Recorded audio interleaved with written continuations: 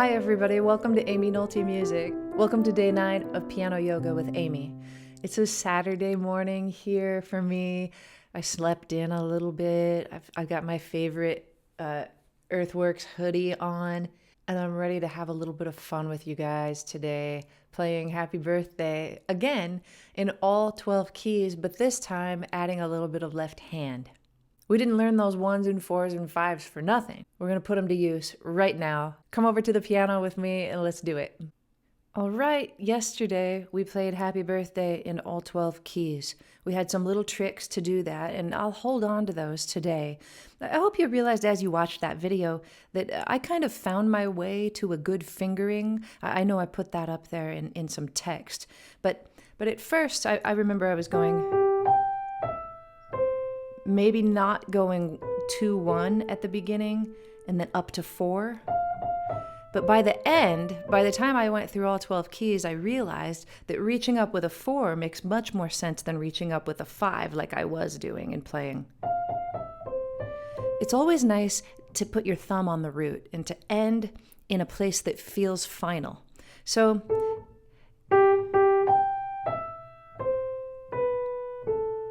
reaching up with 4 makes much more sense because then my fingers just line up to play the end of Happy Birthday. And I think that happens no matter what key we're in. It took me like 5 keys to figure that out yesterday, which is kind of crazy, but it did. And today I'll get it right. So today what we're going to do is we're going to take the 1 and the 4 and the 5 chord, or the 1 and the 4 and the 5 chord, and apply them to Happy Birthday. A really easy way to do this is to take the chord, play it with your left hand, and just start the melody. And play it until it doesn't sound good anymore, which is right then, isn't it? A B happens in the melody, and there is no B in this C chord, and it doesn't mean that a B can't sound good with that chord. It just means that something about our ears being very trained to understand Western music, we know intrinsically that it's time for the harmony to change when we get to that B note. Here, it's time for it to change. Now, should it change to the 4 chord? Let's try it. It's not real bad, but it doesn't sound exactly right either, so let's try the 5 chord. And that sounds just right, doesn't it? Okay, now let's keep playing the 5 chord until it doesn't sound right anymore.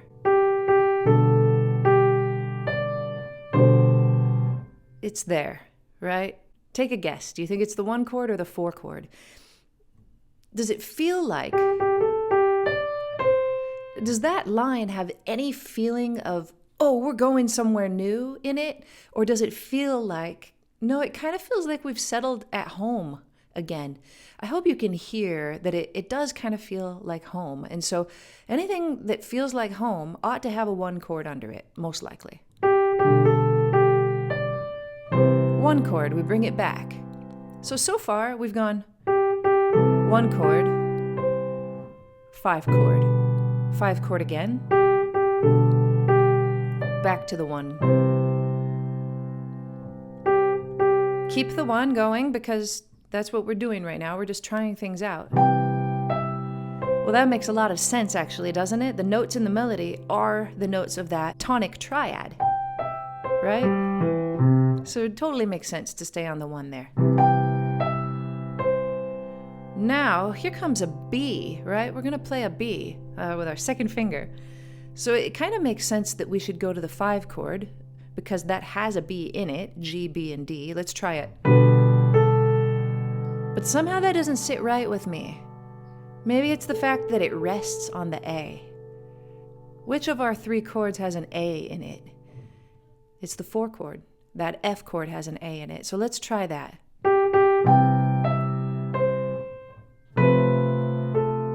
That sounds great, doesn't it? It has to do with where we ended up. The B was just kind of a passing tone. It's the melancholy of the happy birthday. It's the part about growing a year older. Oh my gosh, I've made a discovery. This is just novel.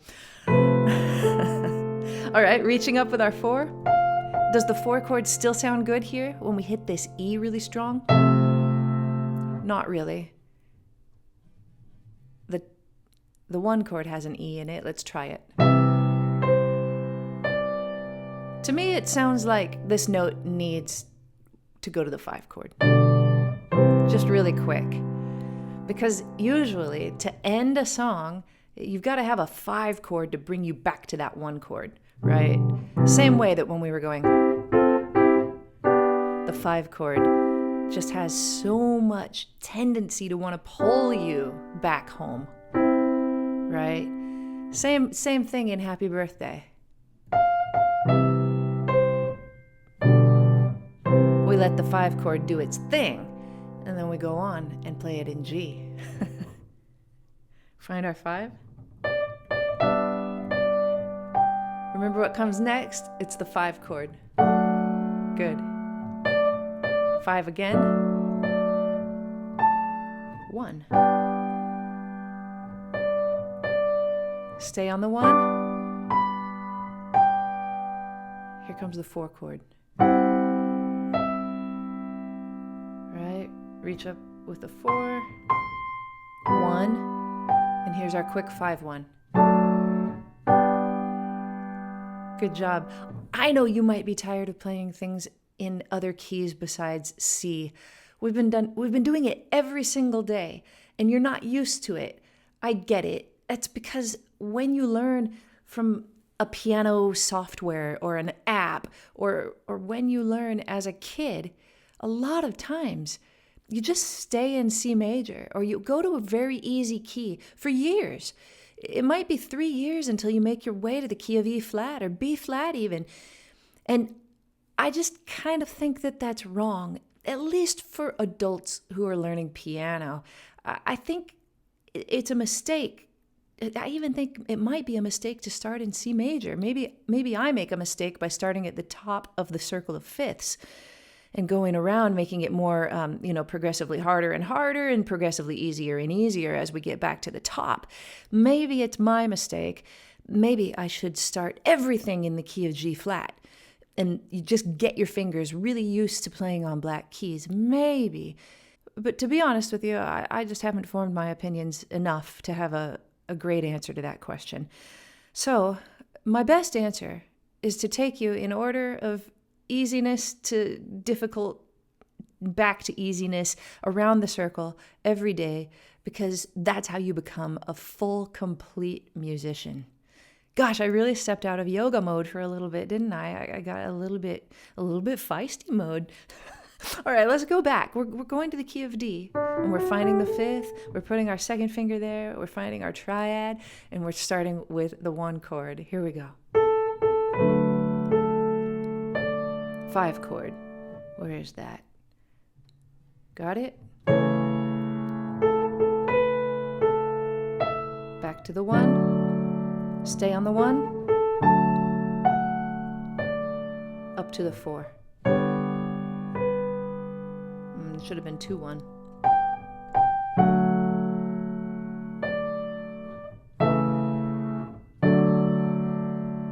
Good. Let's go to A.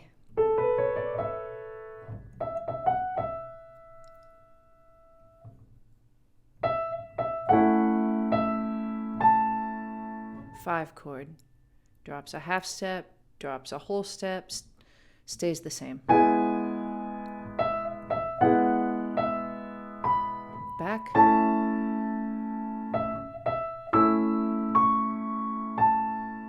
Four chord. Reach up with the 4. Back to the 1 chord. 5 chord. Now to the key of E. There it is. Find our 5. Right? There's the 5. Here's our 1 chord. 5 chord. Here it is. Good job. Stay there. Back to E.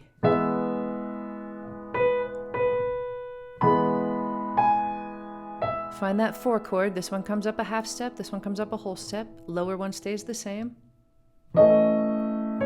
Reach up with your 4 to the A. Back to the 1 chord. Real quick 5 chord. B in its first inversion. And back.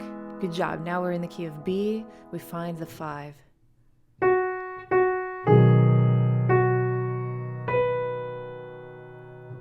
It's a little tricky to find that 5 chord.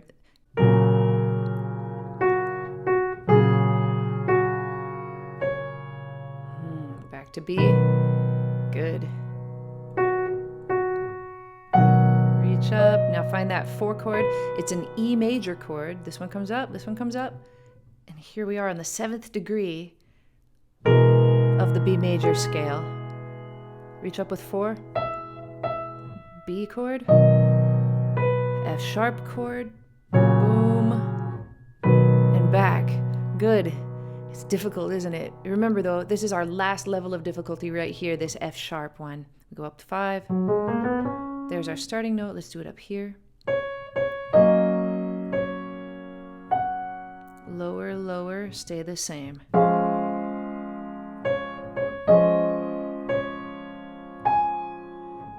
Come right back. Here we go. The 4 chord of F sharp is B. We were just there. Just change the notes around a little bit. 4. 1 chord. Right back to that 5. And from here on, it only gets easier. D flat. Come up to the 5. Second finger. Here we go. A flat chord. Good. Thumb. Again, that 5 chord. Reach up. Back to the 1. Here's our triad. Now we go to the 4 chord. We were just there. It's kind of cool to realize that the 4 chord of this new key was the 1 chord of the last key. So this is an F sharp chord, but in its second inversion. All black notes. Reach up with a 4. 1 chord, back to that 5 chord, A flat. There we go. All right, so let's realize that D flat major is going to be the 4 chord of our next key, which is A flat, right? A flat. Let's find the 5th degree. Let's play it up here. Here we go. 4 flats now. Drop these to an E flat chord. Good. Back.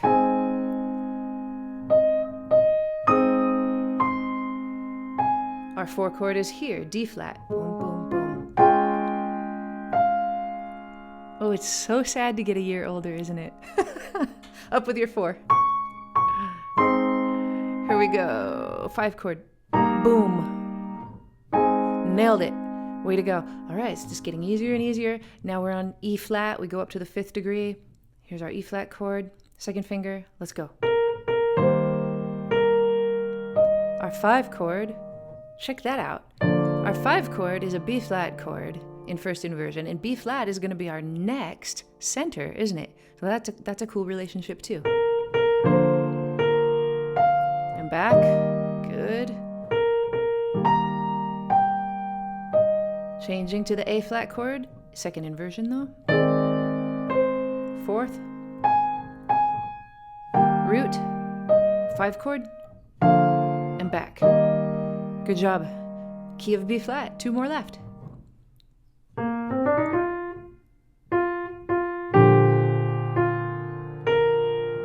Here's the 5 chord. That's an F chord, right? First inversion. Back to B flat. Reach it up. Now, come to that 4 chord. And then your 4th finger. 1 chord, 5 chord, 1 chord, and now in the key of F. Check it out. It's just right there, right? The 5th of F was just 1 whole step above where we stopped last time. 5 chord, C major, first inversion. Again. Back to F.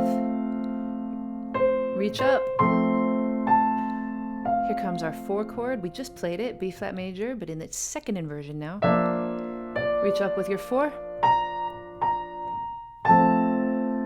Root. Now 5th. Good.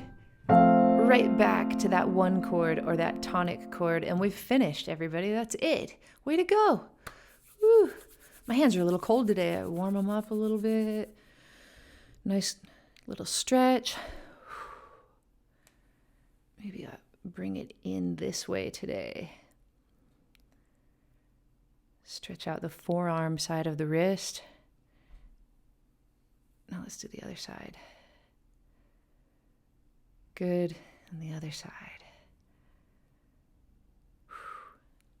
That feels good. All right, everybody. Way to go. We're going to do the good stuff. And I hope you're starting to see the possibilities. The possibilities of knowing all of your major scales, of knowing some diatonic triads, especially the 1 and the 4 and the 5, then of being able to play them in their inversions so that they sound smooth. Because if we were Mozart and we wanted to play Happy Birthday, we'd probably just do that. We might also.